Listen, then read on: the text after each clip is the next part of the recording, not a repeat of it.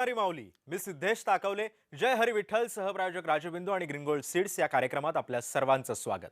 आधी रचिली पंढरी मग वैकुंठ नगरी, जेव्हा नव्हते चराचर तेव्हा होते पंढरपूर।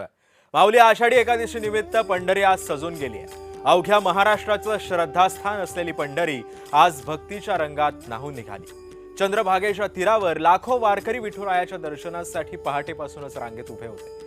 संत ज्ञानेश्वर महाराज आणि संत तुकाराम महाराजांच्या पालख्या या पंढरपुरात दाखल झाल्यावर विठ्ठल रखुमाई मंदिर परिसराला अक्षरशः यात्रेचं स्वरूप आलंय।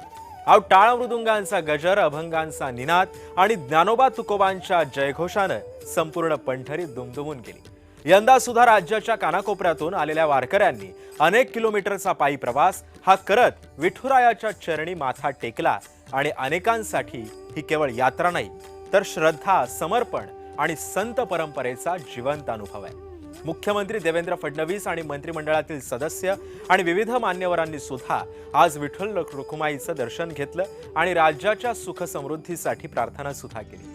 अहो आषाढी एकादशीच्या या पावन दिवशी भक्तांच्या ओठांवर एकच नाम होतं, पुंडलिक वरदे हरी विठ्ठल, श्री ज्ञानदेव तुकाराम पांडुरंग हरी। पाहुयात आज सकाळपासून या पंढरपूर नगरीमध्ये नेमकं काय काय घडलं।